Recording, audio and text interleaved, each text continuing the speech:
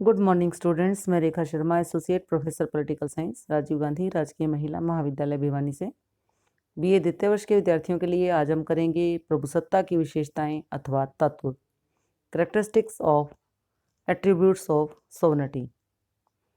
राज्य की प्रभुसत्ता के अनश्वर विचार के आधार पर इसके अर्थ, पहलू तथा विभिन्न परिभाषाओं के अध्ययन के पश्चात प्रभुसत्ता के स्वरूप को सरलता से समझा जा सकता है।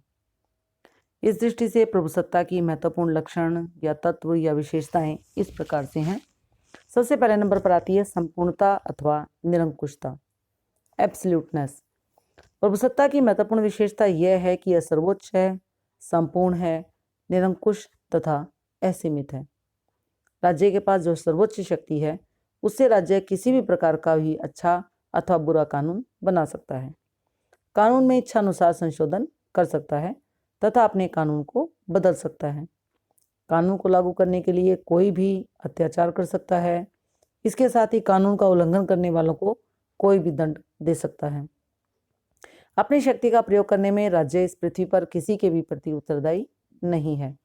प्रभुसत्ता से कोई अन्य उच्च शक्ति इस विश्व में नहीं है जो राज्य सत्ता को सीमित कर सके। जैसा कि लास्की ने भी कहा है, लास्की के अनुसार राज्य की इच्छा पर किसी प्रकार का कोई कानूनी प्रतिबंध नहीं होता।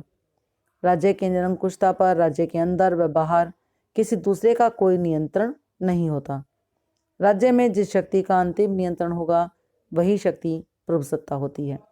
दूसरे शब्दों में, प्रभुसत्ता पर कोई दूसरी शक्ति प्रतिबंध लगा सकती है तो वह स्वयं प्रभुसत्ता बन जाएगी। यहाँ पर यह बात ध्यान में रखनी होगी कि प्रभुसत्ता की संपूर्णता तथा निरंकुशता के दो रूप हैं, सैद्धांतिक तथा व्यवहारिक। चाहे कानूनी अथवा सैद्धांतिक रूप में प्रभुसत्ता निरंकुश व असीमित है, परंतु व्यवहार में राज्य की सत्ता पर कई तरह के प्रतिबंध लगे दिखाई देते हैं। इन प्रतिबंधों में मुख्य रूप से प्राकृतिक नियम, नैतिक नियम, रीति रिवाज, धर्म, अंतर्राष्ट्रीय कानून, जनमत आदि हैं। परंतु इस तथ्य में कोई संदेह नहीं होना चाहिए कि इन प्रतिबंधों को ध्यान में रखना कानूनी दृष्टि से राज्य की इच्छा पर निर्भर है तथा इसलिए सिद्धांत में प्रभुसत्ता संपूर्ण व निरंकुश है।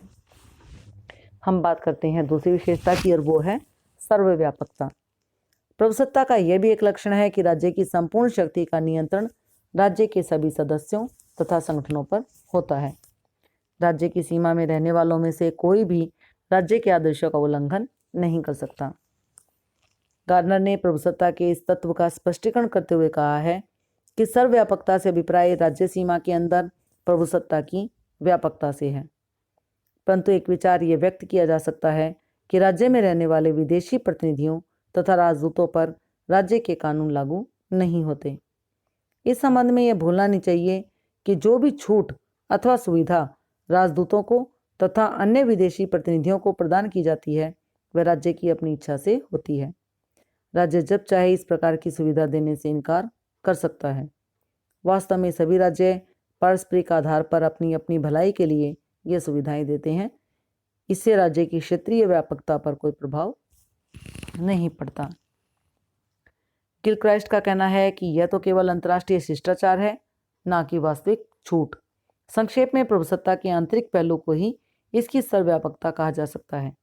राज्य की प्रभुसत्ता राज्य में प्रत्येक व्यक्ति तथा व्यक्ति समूह पर लागू होती है और राजनीतिक प्रतिनिधियों के लिए छूट एक अंतर्राष्ट्रीय शिष्टाचार है जिसे राज्य किसी भी समय हटा सकता है। हम बात करते हैं तीसरी विशेषता की और वो है अपवर्जितता, एक्सक्लूसिवनेस। प्रभुसत्ता के इस लक्षण से तात्पर्य इतना है कि राज्य में केवल प्रभुसत्ता ही सबसे सर्वोच्च शक्ति है। राज्य की शक्ति के अतिरिक्त कोई दूसरी शक्ति नहीं है जिसे प्रभुसत्ता कहा जा सके। इस विशेषता में यह बात निहित है कि राज्य में केवल एक ही प्रभुसत्ता निवास करती है। राज्य में केवल एक ही सत्ता के आदेशों का पालन होता है। एक से अधिक प्रभुसत्ताओं के होने से उस क्षेत्र में एक से अधिक राज्य स्थापित होते हैं। गैटल का कहना है कि जितनी प्रभुसत्ताएं होती हैं उतने ही राज्य अवश्य होते हैं। हम बात करते हैं स्थायित्व की। राज्य सभी समुदायों में सबसे अधिक स्थायी है तथा इसका एक लक्षण स्थायित्व है। गिलक्राइस्ट का कहना है कि राज्य की प्रभुसत्ता वैसे भी स्थायी है जैसे कि स्वयं राज्य प्रभुसत्ता का अंत राज्य का अंत है। प्रभुसत्ता का जन्म राज्य के जन्म के साथ होता है और इसका अस्तित्व भी राज्य के जीवन के साथ रहता है।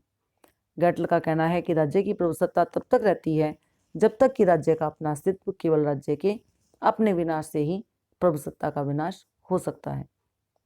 कई बार ऐसा समझा जाता है कि राज्य में एक शासन अथवा एक सरकार का अंत होने से अथवा राजा की मृत्यु होने से प्रभुसत्ता का अंत हो जाता है, परंतु इस प्रकार की सोच ना भी भूल है। सरकारें बदलती रहती हैं परंतु राज्य स्थायी रहता है तथा उसकी प्रभुसत्ता का प्रयोग एक शासन के बदलने से दूसरा शासक करने लगता है। इंग्लैंड में बड़ी प्रसिद्ध कहावत है कि राजा मर गया है, राजा चिरंजीव रहे। इसका अभिप्राय केवल इतना है कि राजा मर जाता है परंतु प्रभुसत्ता दूसरे राजा को सौंप दी गई है। इस प्रकार यह प्रभुसत्ता के स्थायित्व की ओर इशारा करता है।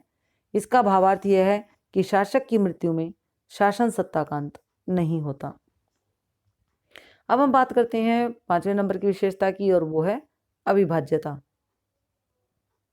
इंडिविजिबिलिटी।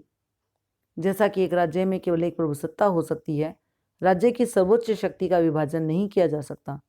प्रभुसत्ता का विभाजन करने से इसका या तो अंत हो जाता है अथवा एक से अधिक राज्यों की स्थापना हो जाती है। उदाहरण के लिए 1971 के भारत पाकिस्तान युद्ध के कारण पाकिस्तान की सत्ता के 2 टुकड़े हो गए थे और पाकिस्तान के अतिरिक्त राज्य बांग्लादेश का जन्म हुआ।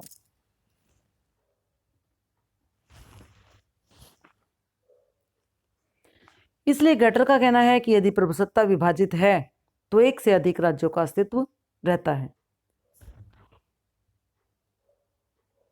इस तरह के विचार अभिव्यक्त करते हुए जॉन केलहन का कहना है कि प्रभुसत्ता एक संपूर्ण वस्तु है, इसे विभाजित करना, इसे नष्ट करना है। हम बात करते हैं 6ठी विशेषता की और वो है मौलिकता। प्रभुसत्ता राज्य की मौलिक शक्ति है।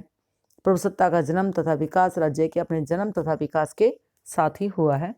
राज्य के पास जो सर्वोच्च शक्ति है वह उसकी अपनी सत्ता है और यह सत्ता राज्य ने किसी से प्राप्त नहीं की है।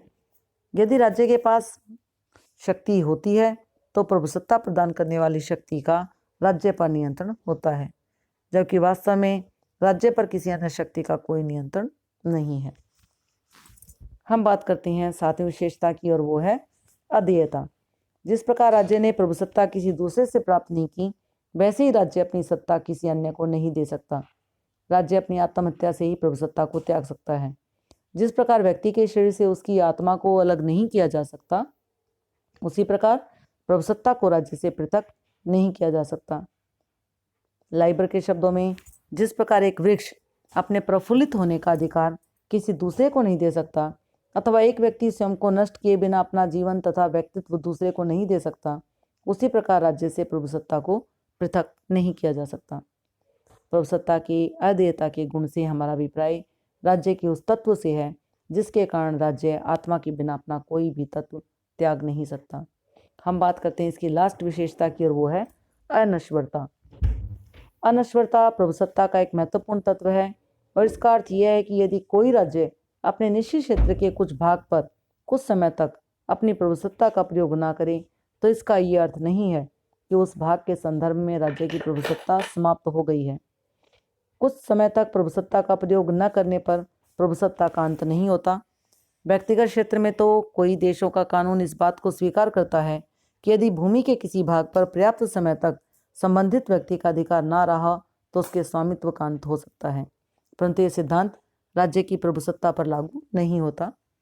हम बात करते हैं अब निष्कर्ष की कि प्रभुसत्ता की जो हमने विशेषताएं की उसके अध्ययन से, उसके विभिन्न तत्वों से जो जानकारी हमें हासिल होती है उससे यही पता चलता है कि प्रभुसत्ता की ये सभी लक्षण, ये सभी विशेषताएं एक दूसरे से संबंधित हैं तथा इन सब का मिश्रण ही प्रभुसत्ता का स्वरूप है। संक्षेप में, प्रभुसत्ता राज्य की वह सर्वोच्च शक्ति है जिसके स्वभाव में संपूर्णता, सर्वव्यापकता, अपवर्जिता, स्थायित्व, अविभाज्यता, मौलिकता, अधेयता अथवा अवधि रहतिता का मुख्य विशेषताएं हैं। यहाँ पर हम ये भी देखें कि प्रभुसत्ता की जो विशेषताएं हैं वो इसके परंपरागत स्वरूप को ही प्रकट करती हैं। आधुनिक समय में प्रभुसत्ता की इन विशेषताओं तथा तत्वों को पूर्ण रूप से स्वीकार नहीं किया जा सकता। तो इस प्रकार आपने जो विशेषताएं देखी उनमें से हम एक बार उनको दोबारा से दोहरा लेते हैं। सबसे पहले नंबर पर आती है संपूर्णता अथवा निरंकुशता, दूसरे नंबर पर आती है सर्वव्यापकता, तीसरे नंबर पर आती है हमारी अपवर्जितता और चौथे नंबर पर है स्थायित्व, पांचवें नंबर पर है अविभाज्यता, छठे नंबर पर मौलिकता, सातवें नंबर पर अद्वितीयता और आठवें नंबर पर है अनश्वरता। आगे हम इन्हीं विशेषताओं की आलोचना करेंगे और इसके साथ ही बाद में हम प्रभुसत्ता के सिद्धांत की तरफ बढ़ेंगे। धन्यवाद।